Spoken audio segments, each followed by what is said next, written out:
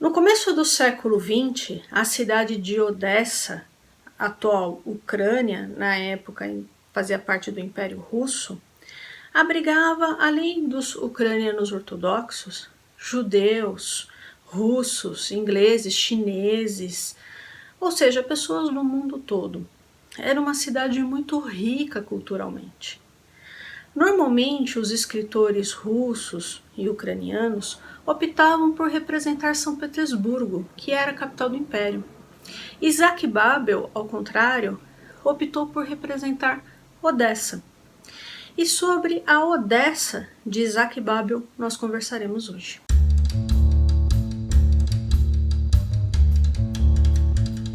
Olá pessoal, tudo bem? Eu sou Juliane, você está no canal Vai e Veja, eu falo de história e literatura. Se você se interessa, se inscreve por favor.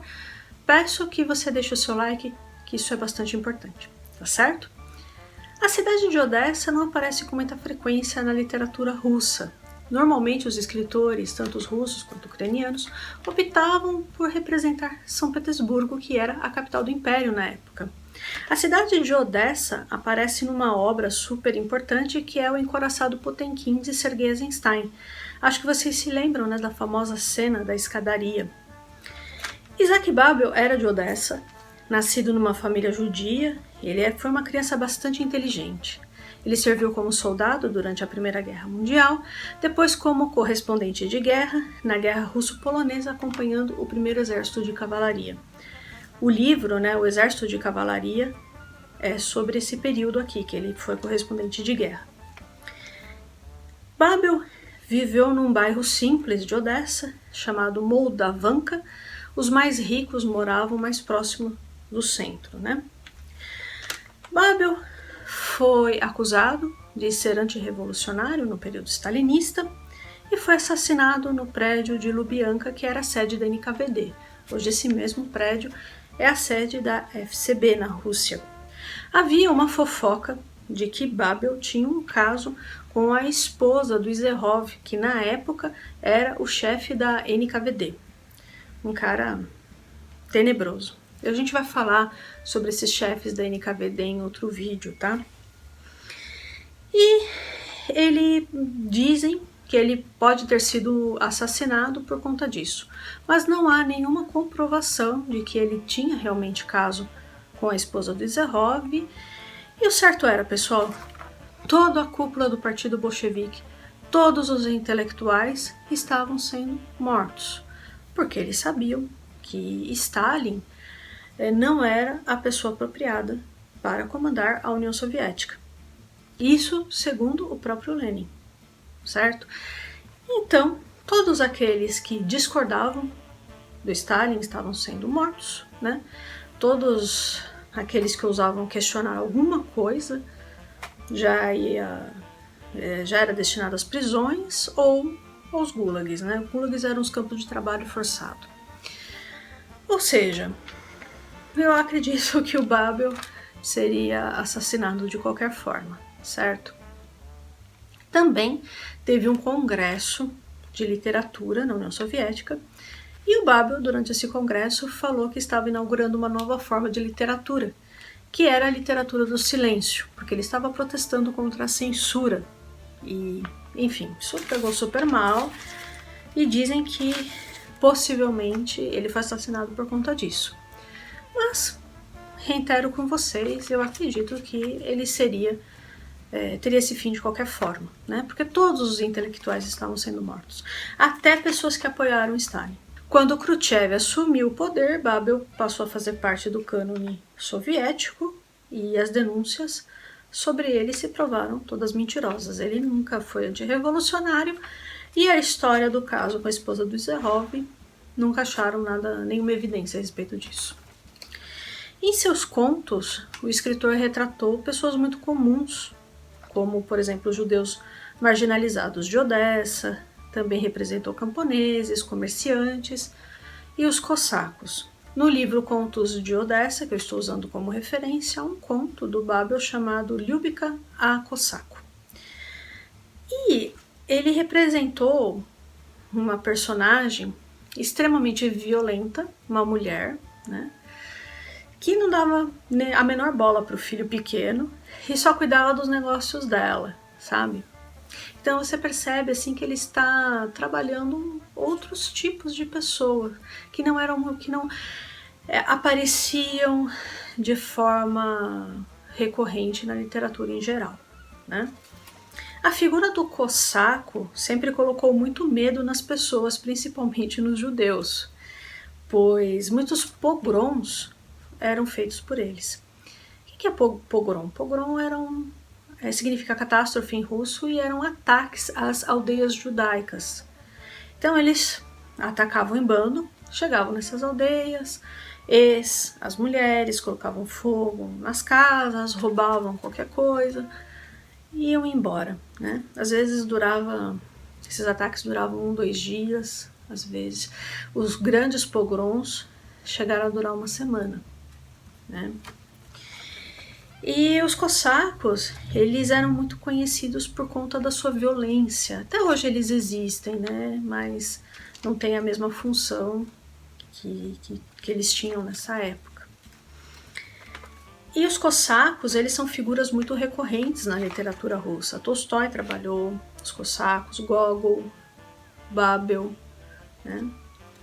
A palavra cossaco vem do russo, kazakh. O termo kazakh é originário do turco e quer dizer aventureiro, homem livre.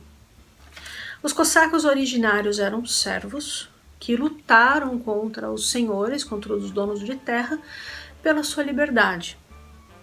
E aí eles formavam esses grupos, né? E, como eu disse, extremamente violentos. E em determinados momentos eles prestaram serviços para o exército czarista.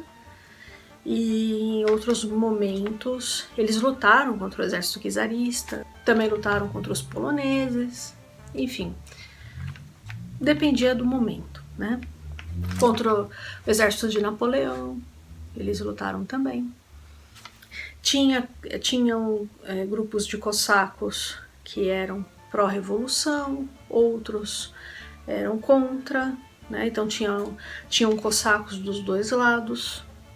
E os grupos mais importantes eram 2, que eram os cossacos de Zaparódia, os cossacos ucranianos, né, que os cossacos surgiram ali na Ucrânia, né, e os cossacos russos, que ficavam ali na fronteira do Principado de Moscou. Nos contos sobre Odessa, Babel trabalhou bastante a figura dos judeus, né, e também trabalhou com os pogroms. Então tem um conto chamado A História do Meu Pombal, que é um conto muito importante, que trata de um pogrom. Não se sabe se o Babel presenciou algum ataque, algo assim. Em Odessa, os pogroms não eram muito comuns, porque, como eu disse, ali tinha pessoas do mundo inteiro, né? Então o antissemitismo ali era menor. Trotsky viveu ali também. Trotsky ele nasceu numa aldeia chamada Ivanovka, também na Ucrânia, e aí ele foi estudar em Odessa e morou com a família da mãe dele.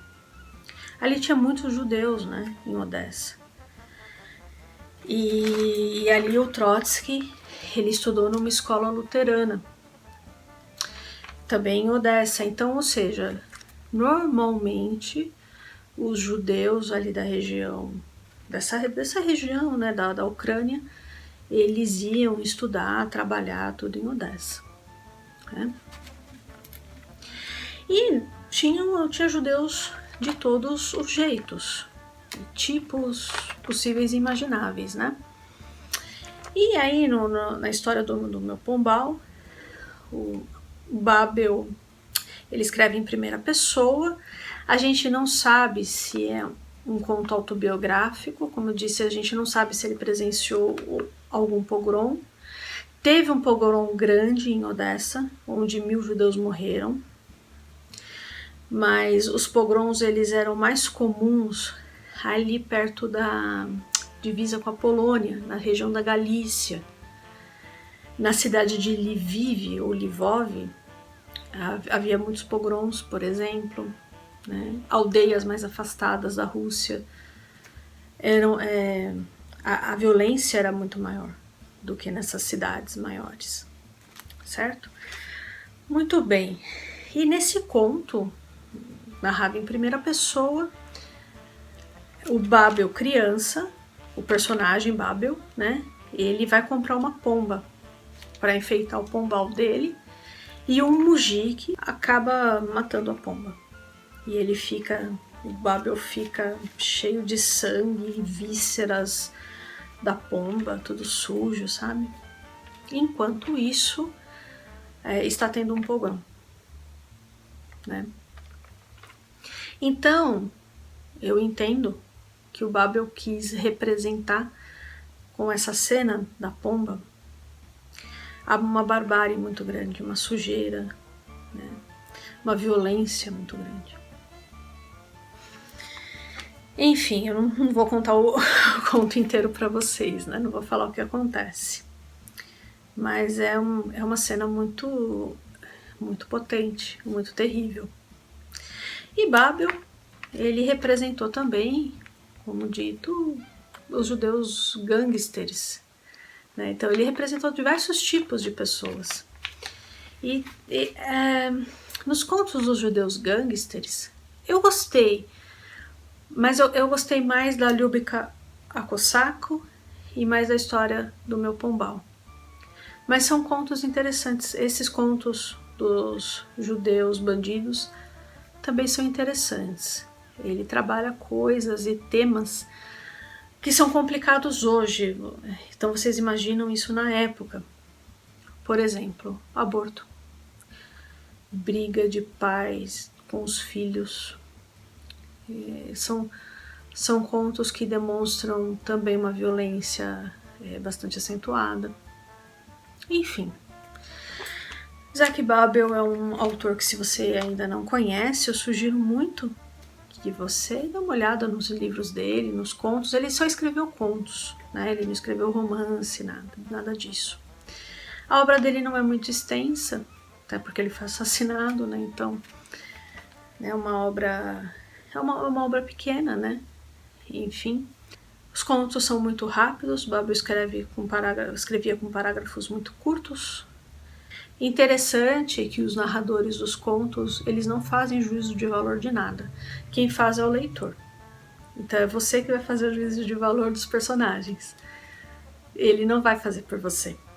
Isso é uma coisa interessante, né? Enfim, pessoal, vale a pena. É um escritor que eu gostaria muito que vocês lessem, se vocês ainda não conhecem, tá certo? Espero que tenham gostado do vídeo de hoje. Peço sua gentileza para que você não deixe de se inscrever nesse canal, curtir e compartilhar este vídeo. Um abraço e até mais!